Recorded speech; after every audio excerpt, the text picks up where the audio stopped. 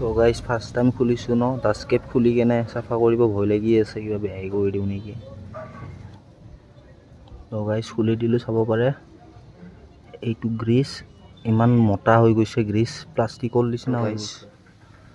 এইটো এলেন কি চুটি হয়, কিন্তু মই অলপ দীঘল কৰি লৈছোঁ যাতে টক বাঢ়ি কেনে খুলিব পাৰোঁ, ইমান টাইট নুখুলে গাইজ।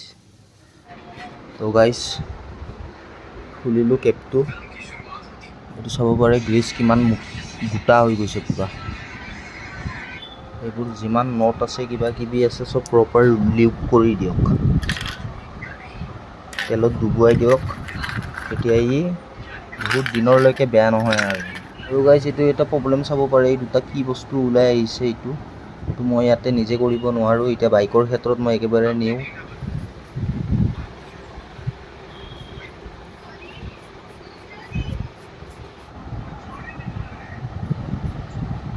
ইয়াতে মই পূৰা ভালকৈ ক্লিন কৰিছোঁ নুখোলাকৈ।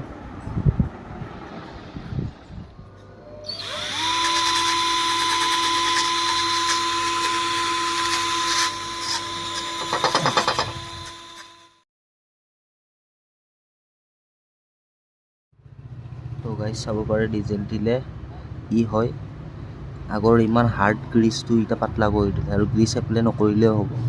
এইটো ডিজেল দি দিছোঁ, ডিজেলে ডি গ্ৰীজৰ কাম কৰে, গ্ৰীজটো পাতলা কৰি দিলে, এতিয়া ই লাহে লাহে এনেকৈ পৰি যাব। অকল গ্ৰীজ নিদিওঁ, অকল গ্ৰীজ দিলে নহ'ব। চাব পাৰে ফুলি চিন্থেটিক ইঞ্জিন।